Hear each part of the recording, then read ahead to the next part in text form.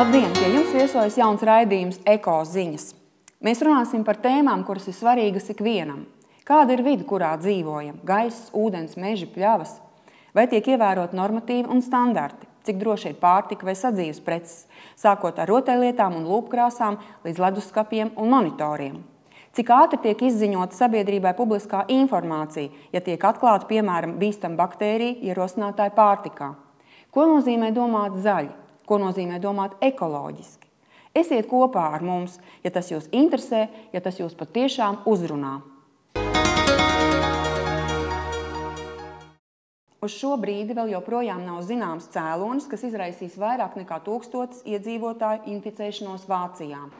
Pārtikas un veterinārais dienests informē, ka analīžu protokoli par tā saucamo EHEC izraisīto hemolītisko urēmisko sindromu, kas ir cilvēka inficēšanās iemesls un kas ir kā atnācis no Spānijas provincēm ar svaigiem lapu salātiem un gurķiem, ir noformēti neprecīzi, un testi no Spānijas zemnieku saimniecībām ir bijuši EHEC negatīvi. Eiropas Savienības infekcijas slimību novēršanas centrs paziņojas, ka zarnu nūjiņas izplatīšanos izraisīs reta baktērija, kas izplatās visticamāk pārtikas ceļā, un ka vairums inficēšanās gadījumu saistīti ar Ziemeļvācijas teritoriju.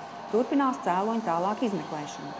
Cik lielā mērā mēs turpmāk varēsim uzticēties Eiropas Savienības brīdināšanas sistēmai un Vācijas protokoliem, kas izziņos tik pretrunīgu informāciju par bojātas pārtikas cēloņiem? Neusticībai ir pamats, jo tests var dot tikai vienu atbildi – ir vai nav konstatēts konkrētā materiālā slimības izraisītājs, bet protokolos ir diametrāli pretēja informācija. Pēc protokola publiskošanas visās 27 valstīs Spānijas dārziņu ražotājiem joprojām neuzticas, neskatoties uz jaunajiem izmeklēšanas datiem. Vai sabiedrība var būt droša, ka brīdinājumi no Eiropas Savienības atbildīgajām institūcijām par nekvalitatīvas pārtikas parādīšanos mūsu veikalu tīklos sasniegs to pietiekoši ātri, pirms sākas slimības uzliesmojums? Kādā dalībvalstī ir piesārņots pārtikas gadījums, šī dalībvalsts sagatavo ziņojumu pēc noteiktas formas un nosūta to uz Eiropas komisiju. Šajā ziņojumā ir detalizēta informācija par produktu, par pašu produktu, par piesārņojumu, par derīgumu termiņu, par partijas numuru. Tur ir arī minēts ražotājs un ražotāja adrese. Ziņojumam tiek pievienots arī testēšanas pārskats un pavadu dokumenti. Tikko ziņojums ir saņemts Eiropas komisijas kontaktpunktā, tas tiek uzreiz ievietots sistēmā un automātiski tiek elektroniski pārsūtīts visām dalībvalstīm. Cik ātri tiek izziņot sabiedrībai publiskā telpā informācija, ja tiek atklāta bīstama baktērija ierosinātāja pārtikā? Tas ir atkarīgs no paša gadījuma komplicētības, cik ātri pašā dalībvalstī viņi veic šos izmeklējumus, šī gadījuma izmeklēšanu. Bet līdz ko šis ziņojums ir nosūtīts uz Eiropas komisiju, tā dalībvalsts viņu saņem burtiski 5 minūšu laikā. Izrādās, paiet vairākas nedēļas, tas var būt arī pat mēnesis, kamēr ievāc informāciju, paņem paraugus, veic analīžu apstrādi, sagatavo ziņojumu un visbeidzot ievieto brīdināšanas sistēmas tīklā. Līdz ko mēs saņemam ziņojumu no Eiropas komisijas, kad ir iesaistīta Latvija, tas nozīmē, ka piesārņotais produkts ir izplatīts arī uz Latviju, mēs nekavējoši šo ziņojumu nododam mūsu attiecīgajiem speciālistiem, arī mutiski izrunājumi par šo gadījumu, un tālāk jau tiek iesaistīta attiecīgā pārvalde, inspektori, kuri veic nekavējoties inspekciju uzņēmumā, vai tas ir tirdzniecības vietā, un veic pasākumus, lai šo produktu izņemtu no tirdzniecības vai attiecīgos pasākumus. Eiropas komisija sadarbojas ar Pasaules veselības organizācijas brīdināšanas sistēmu, starptautiskais pārtikas nekaitīguma iestāžu tīkls. Šajā tīklā ietilpst vairāk nekā 160 dalībvalstu kontaktpunkti, un no Pasaules veselības organizācijas saņem informāciju par pārtikas nekaitīgumu jautājumiem un izplata to attiecīgo valstu atbilstīgajām ministrijām par katru atsevišķu gadījumu, tiklīdz informācija ir ienākusi elektroniski. Izziņošanu veids, konstatējot bojātu, nekvalitatīvu pārtiku vai svešķermeņus tajā. Saskaņā ar pārtikas un veterinārā dienesta datiem 24 gadījumos reaģētāja valsts uz ātrās brīdināšanas sistēmas ziņojumiem bija Latvija, un 14 gadījumos Latvija bija valsts, kas sniedz ziņojums par piesārņotu pārtiku ātrai brīdināšanas sistēmai. Ātrā brīdināšanas sistēma ir sistēma, kur ietver arī ne tikai tādas saslimšanas gadījumus, kā diemžēl šis nelaimīgais gurķu gadījums, bet ātrā brīdināšanas sistēma darbojās arī teiksim tā, ja kādā pārtiks produktā atrodas svešķermenis. Konkrēti bija vienā trešo valstu gurķu burkā, bija atrasts stikla gabaliņi. Dalība valsts, kurā tas tika konstatēts, ievietoja ziņojumu ātrās brīdināšanas reaģēšanas sistēmā, un attiecīgi valsts, kurām šie piesārņotie konservi bija aizgājuši, attiecīgi reaģēja, šie konservi tika izņemti ārā no apgrozījuma. Pirmais nosacījums pārtikai jābūt nekaitīgai. Biznesa intereses tiek pakļautas patērētāju interesēm šajā gadījumā. Patērētāju tiesība aizsardzības centrs vērš uzmanību, ka joprojām tirdzniecībā nonāk bērnu rotaļlietas ar paaugstinātu ftalātu daudzumu. Kaut gan pašu patērētāju sūdzību skaits nav liels attiecībā uz rotaļlietām, jo cilvēki bieži vien pat neiedomājas, ka mīļais lācīt vai plasmasas pīlīte ir tas, kas bērnam izraisīs alerģiju. Patērētāju tiesība aizsardzības centrs bērnu rotaļlietas ir iekļāvis kā prioritāro preču grupu, kas pārbaudāms pēc pašas valsts iestādes iniciatīvas. Centrs 2010. gadā pārbaudīs 555 dažādas rotaļlietu modeļus 53 tirdzniecības vietās. 223 modeļiem konstatētas dažāda veida nepilnības. Kopumā tika apturēta 48 rotaļlietu realizācija, jo tās nebija nodrošinātas ar atbilstības apliecinājumu CI atbilstības marķējumu. Ekspertīzēs konstatēts, ka visbiežāk rotaļlietas satur ķīmiskas vielas, ftalātus, radot ķīmiskās saindēšanās riskus. Ar ķīmiju ir tā, ka viņi atstāja sekas ilgstošākā periodā, un cilvēki vairumā gadījumu pat nekādā veidā nevar konstatēt to, ka šī prece var saturēt kaut kādas aizliegtās vielas, kuras var arī apdraudēt veselību. Noteiktām ftalātu grupām ir noteikti ierobežojumi attiecībā uz pieļaujamo daudzumu rotaļlietās un bērnu precēs. Paši par sevi, lai saprastu, kas ir ftalāts, ir tā, ka viņu lieto PVC savienojumu mīkstināšanai, respektīvi biežāk tātad plasmasai un plasmasas izstrādājumiem krāsvielās. Lai bērni būtu drošībā, pieredzējuši tirdzniecības speciālisti iesaka pirms rotaļlietas iegādes pievērst uzmanību vismaz 4 faktoriem. Katrai Latvijas tirgu pieļautai rotaļlietai ir jābūt šis te obligāts CE marķījums. Šis marķījums ir apliecinājums par to, ka rotaļlieta tiek pārbaudīta, ka viņa nesatur plasmasa ftalātus, ka krāsas nav kaitīgas, materiāli viss ir droši un tā mantiņa neizraisa nekādu kaitījumu bērnu veselībai. Ja rotaļlieta ir smalkas detaļas, jābūt obligāti brīdinājumiem, ka tas satur smalkas detaļas un pastāv visi aizrīšanas riski. Ja rotaļlieta ir kaut kādas šņūres, garas vai kas, tad arī viņam jābūt noteikta garuma, lai tas nerāda bērnam kaut kādus traucījumu veselībai un drošībai. Mums arī nesen bija gadījums, kad mēs atklājam, ka tirgos ir pieejamas sveces, kuras pēc sava izskata imitē pārtīku, un līdz ar to, kuras ir pievilcīgas bērniem, un kas varētu radīt arī apdraudējumu bērniem. Līdz ar to mēs izsekojam to piegādes ķēdi un arī aizliedzam šādus produktus te Latvijā un visus tos izņēmam no tirgus un iznīcinājam.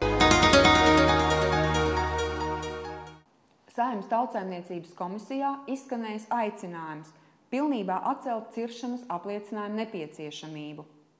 Zemkopības ministrs Jānis Dūklaus uzskata, ka meža īpašniekiem jādod lielākas tiesības tā apsaimniekošanā, vai lielākas rīcības brīvības došana privāto meža īpašniekiem nesamazinās biotopu masu Latvijā.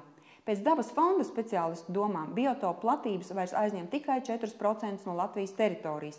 To skaits no 100% 2005. gadā ir samazinājies uz 95% pēc iestāšanās Eiropas Savienībā. Visaktuālākā tā lieta ir tieši valstī piederošajos mežos, jo tādas ekoloģiskās vēstures dēļ ir sanācis tā, ka tie senatnīgākie, tie dabiskākie meži pārsvarā koncentrējas tieši valsts mežos, bet privāti mežos ir pārsvarā aizauguši lauksaimniecības zemes, un tur ir mazāk varbūtība, ka būs šīs dabas vērtības. Biotopu saglabāšana un aizsardzība ir tikai un vienīgi pašas Latvijas ziņā. Biotopu procentuālās teritorijas ziņā Latvija ieņem pēdējo vietu valstu vidū. To ir krietni mazāk salīdzinoši ar Dāniju, Somiju vai Igauniju. Parasti jau tiek teikts, ka Latvija ir ļoti bagāta ar savu neskarto dabu un tam līdzīgi. Jāsaka, ka šajā mežu biotopu daudzumu sakarā mēs esam pēdējie savā reģionā jau šobrīd. Jo, ja mēs salīdzinām, cik daudz šie biotopi aizņem no valsts kopējās platības, tad mums viņi ir palikuši mazāk. Gan mazāk par Somiju, mazāk par Zviedriju, mazāk par Igauniju, mazāk par Lietuvu. Saglabāt biotopus tādā pat apmērā Latvija uzņēmās iestājoties Eiropas Savienībā. Šobrīd Latvija nepilda pati savus solījumus, kas dokumentālā veidā noformulēti starptautiski. Latvijas dabas fonda eksperts uzskata, ka galvenā biotopu masa atrodas valsts meža apsaimniekotās teritorijās, un šāda ciršanas atļaujas atcelšana nespēs ietekmēt biotopu apjomu. Valsts kopumā ir uzņēmusies saistības pati savus likumus rakstot un pievienojoties starptautiskām saistībām ir apņēmusies nodrošināt to, ka tie biotopi nepaliks mazāk pie mums. Diemžēl šobrīd mēs varam redzēt, ka ik pa brīdim varam atrast nocirst šos biotopus. Tas, ko mēs šobrīd redzam, ka ir tie gadījumi, ka tie tiek nocirsti, ka zinām, ka viņi nav reģistrēti, nav fiksēti šie biotopi, tas liecina, ka tās saistības faktiski visticamākais jau ir pārkāptas. Tagad ir tikai laika jautājums, kad tas uzpeldēs pietiekami tādā liela augstā atklātībā, lai no tā izrietētu kādas konsekvences no Eiropas Savienības sankciju veidā vai tam līdzīgi. Latvijas valsts meži zaudēja zaļo certifikātu. Tur viens no argumentiem bija tas, ka viņiem nav pietiekami labā līmenī šie biotopi pasargāti. Tas rada finansiāls sekas, ka mums jānosargā visi 100% šīs dabas vērtības, kas bija sākumā. Un ja mums šobrīd ir vairs nevis 100, bet 95%, tad tas jau ir pārkāpums. Tur nav citu variantu, jo biotopu direktīvā ir skaidri un gaiši pateikts, ka šīs vērtības nedrīkst samazināties. Pastāv minimāls risks, ka radioaktīva pārtika no Japānas vai jau kuras citas radioaktīvas piesārņotas vietas varētu ienākt Latvijas teritorijā. Tā apgalvo pārtikas un veterinārā dienesta speciālisti. To nodrošina Eiropas komisijas regulas prasību izpildi un kravu pārbaudas uz robežu ar speciāliem aparātiem. Eiropā robeža nepastāv, ja? Bet tā kā Latvija ir ārējā robeža, Eiropas Savienības ārējā robeža Latvija arī ir, tad attiecīgi no trešām valstīm visi produkti tiek pārbaudīti uz robežu. Vai dokumentāli, vai uz aizdomu pamatu var ņemt paraugi, ja? Un katrā ziņā šie produkti tiek kontrolēti.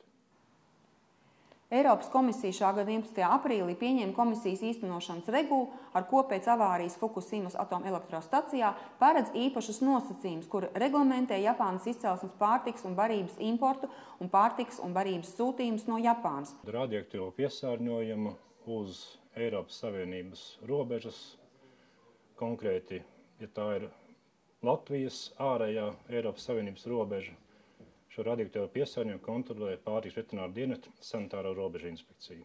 Manā rīcībā nav informācija, ka būtu konstatēts radioaktīvais piesārņojums uz Latvijas robežas produktiem, kas ievesti no Japānas. Joda, cēzija un plutonija radionuklīdu piesārņotība pārtikā vai barībā ar speciāliem aparātiem nosaka pārtikas kravai šķērsojot robežu. Pārtikas un veterinārais dienests informē, ka šogad nav vēl bijis neviens gadījums, ka tiktu konstatēta radioaktīva preču krava. Valsts vides dienests sadarbībā ar konsorciju RTS Heivoja uzsācis sanācijas darbus, kas beidzot ļaus ierobežot šķidro bīstamo atkritumu izgāstuvi Jelgavā, kas ilgus gadus nebija nošķirta no sabiedrības. Ik viens bez ierobežojuma gadiem varēja klejot pa bijušās ādu apstrādes rūpnīcas kosmosa bīstamo atkritumu glabātos teritoriju un bīstamajos dīķos zvejot tur noslīcinātos akumulatorus. Šobrīd bīstamo teritoriju ierobežos ar žogu, iekapsulēs bīstamās vielas saturošos cietos pastaveida atkritumus un izveidos monitoringa sistēmu. To paredz realizējamais projekts, kur izmaksas ir 2,4 miljonu lati, no kurām 70% finansē ERAF un 30% valsts budžets. Bīstamie atkritumi ir tik daudz, ka tur ir visādi hromi un niķeļi, un tas, kas ir radies tieši ādu apstrādes procesa rezultātā. Un visi šie šķidrie, tie smagie metāli no ādu apstrādes fabrikas tika vesti un vienkārši šeit dīķos apglabāti.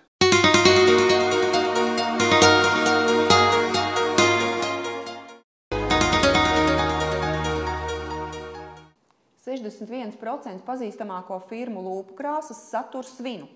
Tā liecina apvienības kampaņa par drošu kosmētiku veiktais pētījums. Lūpu krāsās var atrast kosmētikas un pārtikas konservantu butilhidroksitololu. Tas ir kancerogēns un indīgs, Lūpu krāsās ir atrodams arī propilēna glikols, ko izmanto kā mīkstinātāju un mitruma uzturētāju. Tas ir naftas produkts, kas kavē šūnu attīstību, var radīt aknu un nieru bojājumus, padara lūpas sausas un sasprēgājušas. Lūpas aizsargkrēms satur vazelīnu, kas arī ir naftas produkts un var radīt alerģiskas reakcijas, saustina lūpas un izjauc ādas dabiskās aizsargspējas. Lūpu krāsas satur arī sintētiskās krāsvielas un smaržvielas, kas ilgstošā laika periodā var izraisīt ādas bojājums, veselības traucējums un alerģiskas reakcijas. Kā sevi pasargāt? Pirms kosmētikas iegādes un lietošanas dar iepazīties ar instrukciju un jāievāc informācija pie pārdevēja un jāuzzina, cik dalībnieki ir piedalījušies kosmētikas testēšanā un kādas un vai vispār ir bijušas kontraindikācijas. Lai gan apgleznošanas krāsas ir viena no tipiskākajām ķīmiskajām precēm ar specifisku smaku, Patērētāju tiesību aizsardzības centrs nav reģistrējis nevienu sūdzību par ķīmisko krāsu nelabvēlīgu ietekmi uz veselību un nav arī iekļāvis tās to preču grupā, kuru atbilstību un nekaitību cilvēku veselībai centrs pārbaudītu uz pašu iniciatīvas. Modē ir porcelāna, stikla, koka, zīdu un dažādu citu virsmu apgleznošana. Mākslinieku veikaliņos ir pieejams plašs dažādu krāsu sortiments, kas vasaras brīvlaikā un nometnēs ir īpaši pieprasīts. Patērētāju tiesību aizsardzības centrs uzskata, ka veikalos esošās krāsas var iegādāties un lietot droši. Attiecībā uz bērnu krāsām ir tā, ka Patērētāju tiesību aizsardzības centrs pēdējā laikā, pēdējo 2 gadu laikā nav saņēmis nedz kaut kādus signālus no patērētājiem par to, ka būtu kaut kādas problēmas attiecīgi uz šīm te krāsām.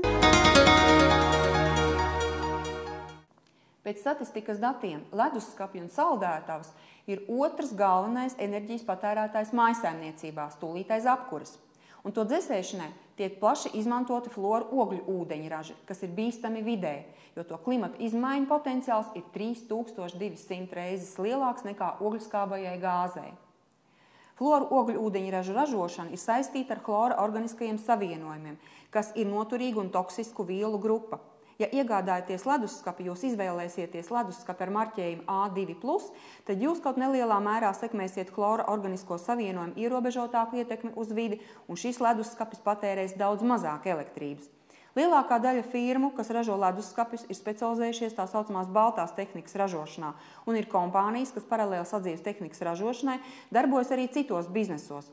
Piemēram, Valenbergu ģimene, kurai pieder Electrolux un ASV firma General Electric, kā arī Bosch un Siemens darbojas arī dambi celtniecībā un iegulda militārajā un kodolrūpniecībā.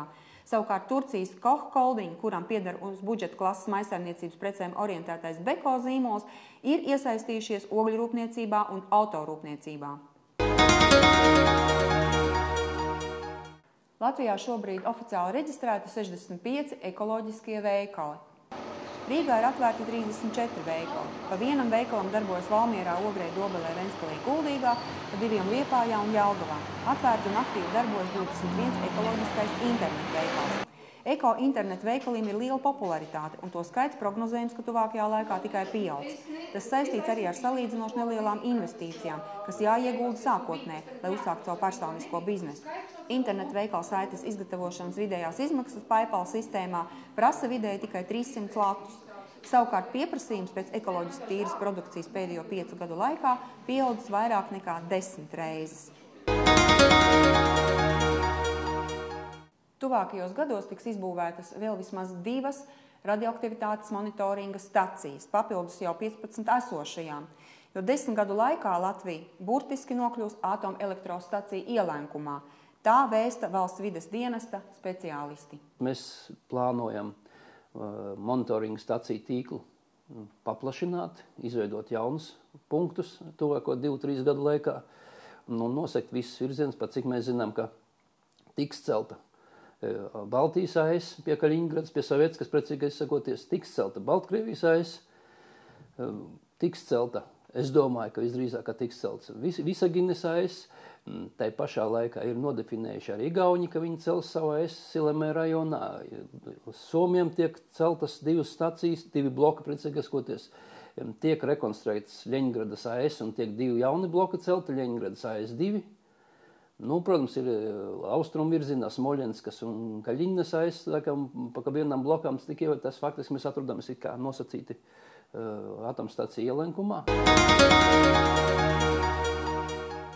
Visās 46 oficiālajās peldvietās šobrīd peldēties ir atļauts. Tā ziņo Veselības inspekcija.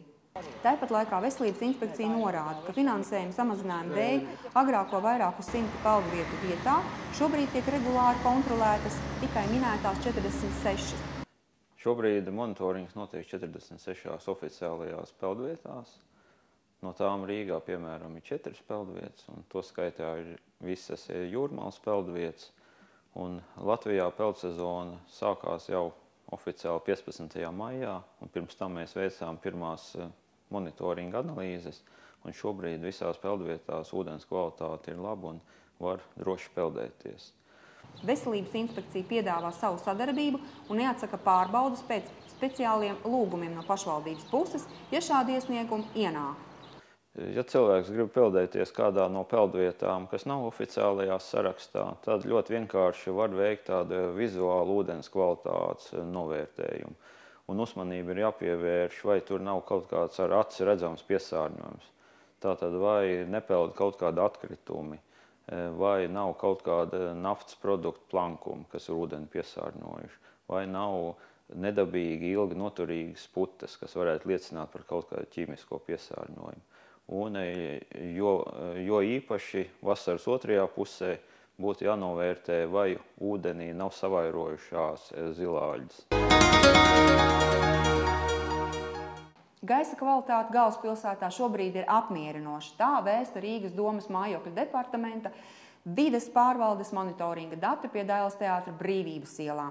Tomēr daudz būtiski gaisa kvalitāti ietekmējuši rādītāji, kā piemēram tulols vai ksilols monitoringā, nav iekļauti. Uz monitoringa stacijām Valdemāra ielā un Brīvības ielā ir gaismas diožu paneļi, un ja rīdzinieki redz, ka ir tā kā šobrīd abi indikātori zaļi, tas nozīmē, ka gan slāpeklis, gan ozons ir normas robežās. Gadījumā, ja 2 monitorētie gaisa piesārņojuma elementi slāpeklis un ozons ilgākā laika periodā pārsniedz robežu, vasarā tiek vairāk laistītas ielas, kas ir vienīgais gaisa piesārņojuma mazināšanas līdzeklis pilsētā. Tātad, ja jūs redzat uz ielām parādāmies mašīnas, kas laista ielas, ņemiet vērā, ka gaisa piesārņojums ir virs normas. Vasarā problēma risinājums ir ielas laistīšana. Vai nu dabiskā ceļā, tad, kad ir lietus un varbūt liekas, ka tas kaut ko ir sabojājis, īstenībā tanī brīdī jāpriecājas, jo pilsēta tiek mazgāta no putekļiem, bet ja ilgstoši nav bijis lietus, tad satiksmes departaments tiesa nepietiekoši, bet laista pilsētu, un tas ļauj sakārtot situāciju ar putekļiem. Paldies, ka bijāt kopā ar Eko ziņām. Arī turpmāk mēs jūs informēsim par jums būtiskām lietām. Domājiet zaļi, esiet veseli un patīkami jums vakaru. Visu labu, uz redzēšanos!